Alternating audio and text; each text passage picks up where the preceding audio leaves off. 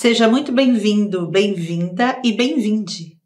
Eu sou Lanara Souza, professora da Faculdade de Educação da Universidade Federal da Bahia e serei a professora de vocês nesta disciplina. Nesta videoaula, vamos brevemente percorrer caminhos históricos, fundamentos teóricos e características da gestão pública, para compreender como ela se consolidou no Brasil e como se diferencia da gestão privada. Vamos juntos? A palavra gestão vem do latim gestione, o ato de administrar. E como ato, a gestão é um processo político que envolve planejar, organizar e conduzir recursos para alcançar objetivos. Mas quando falamos em gestão pública, estamos tratando de algo mais complexo e sensível, da administração dos recursos que pertencem a toda a sociedade. Isso inclui dinheiro público, patrimônio, instituições e serviços essenciais. E é por isso que a gestão pública se constitui como um conjunto de processos e decisões que visam atender ao interesse coletivo, comum, comunitário e justo para todas as pessoas, sem distinção de raça, gênero ou credo. Um ponto central para entender a gestão pública é saber diferenciá-la da gestão privada. A gestão privada é caracterizada por atividades ou bens que são de propriedade e interesse individuais ou de grupos específicos, como empresas ou propriedades particulares. A gestão privada tem como objetivo principal gerar lucro. Ela é flexível, responde a uma lógica de mercado e é regida pelo interesse do proprietário ou acionista. Já a gestão pública tem como foco o bem comum. É guiada por princípios constitucionais, está sujeita a leis e deve responder ao conjunto da sociedade, inclusive com prestação de contas. Isso significa que o gestor público não pode fazer escolhas com base em preferências pessoais. Ele atua sob regras bem definidas e precisa justificar suas decisões. Está claro, então, que diretores e diretoras de escolas públicas não podem decidir sozinhos os rumos da escola, porque a escola não lhes pertence.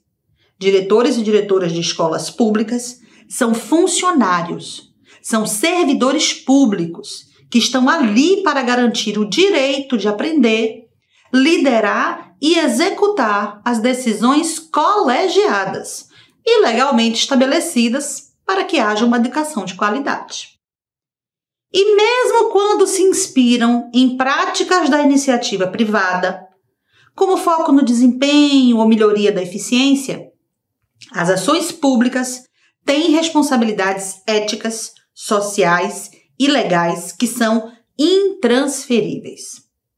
Essas responsabilidades que acabei de citar encontram-se na Constituição Federal de 1988, que estabeleceu um conjunto de princípios orientadores de toda a atuação da administração pública. Eles são resumidos na sigla LIMP e são a base ética e jurídica da gestão pública brasileira. Vamos ver um pouquinho de cada um deles. Legalidade. Por este princípio, o gestor público só pode fazer o que a lei permite. Diferente do setor privado, em que tudo é permitido salvo proibição legal, no setor público, o que não está previsto em norma não pode ser feito. Impessoalidade. Aqui as ações da administração não podem ter favorecimento pessoal. Os atos devem visar sempre ao interesse público e não a simpatias, amizades ou ideologias.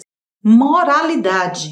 Um princípio complexo, pois mais do que seguir a lei, é agir com ética. Isso exige responsabilidade, honestidade e respeito ao patrimônio público. Publicidade. Princípio onde os atos da administração devem ser transparentes. A sociedade tem o direito de saber como os recursos estão sendo aplicados e quais são os resultados. Eficiência. Por fim, esse princípio foi incluído com a Reforma Administrativa de 1998. Ele exige que a gestão seja capaz de atingir seus objetivos com o melhor uso dos recursos disponíveis. Falando em eficiência, é importante destacar 3 conceitos muito utilizados na gestão pública moderna: eficiência, eficácia e efetividade, também conhecido como os 3 Es da gestão. Eficiência é fazer da melhor forma possível, com o menor custo e sem desperdício. Eficácia é atingir os objetivos propostos, cumprir a meta. E efetividade é o impacto real, é transformar positivamente a realidade. Vamos imaginar que o governo construa uma nova unidade escolar. Se a obra foi concluída dentro do orçamento e no prazo, houve eficiência. Se a unidade começou a funcionar e atendeu a população conforme previsto, houve eficácia. E se os indicadores educacionais na região melhoraram, houve efetividade. Mas agora você pode estar se perguntando: a gestão pública sempre foi gerida por esses princípios? A resposta é não. A gestão pública que conhecemos hoje passou por uma longa evolução. 3 modelos principais marcaram essa trajetória. Segundo o professor Luiz Carlos Bresser Pereira, vamos ver cada um deles? O primeiro foi a administração patrimonialista, que predominou no Brasil desde a colonização até o início do século XX. Neste modelo, não havia separação entre o público e o privado. Os cargos eram ocupados por apadrinhamento. Os bens do Estado eram usados como extensão do patrimônio pessoal dos governantes. Isso favorecia a corrupção e o clientelismo. Na sequência, vivemos a administração burocrática. Inspirada nas ideias de Max Weber, surgiu para combater o patrimonialismo. Traz consigo a ideia de meritocracia, estabilidade, formalização e impessoalidade. Os servidores passam a ser selecionados por concurso e as funções são organizadas de forma hierárquica. Mas com o tempo esse modelo passou a ser criticado por excesso de rigidez e lentidão. A partir dos anos 1990, surge o modelo de administração gerencial, também chamado de nova gestão pública, inspirado em práticas do setor privado.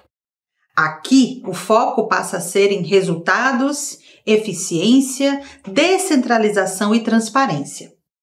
O gestor passa a ter mais autonomia e a sociedade passa a ser vista como cliente dos serviços públicos. A nova gestão pública recebe inúmeras críticas pelo seu viés liberal, com visão de Estado mínimo e terceirizado. E sabe o que mais ganhou força?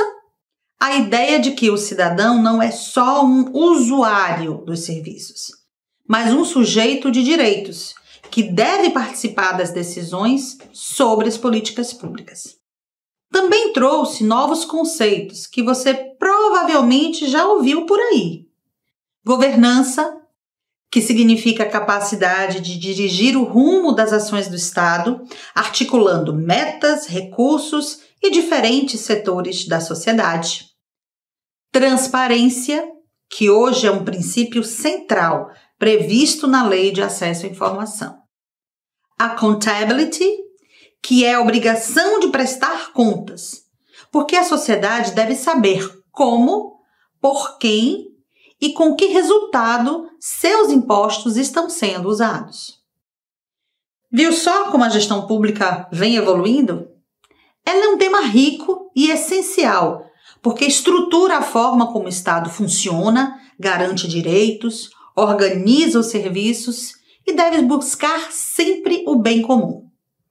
E essa base é fundamental para a formação de gestores e gestoras que, com seu esforço e dedicação, constroem todos os dias uma escola pública de qualidade e que promove o desenvolvimento integral dos cidadãos e a construção de uma sociedade mais justa e igualitária. Vamos aprofundar esses estudos. Até a próxima!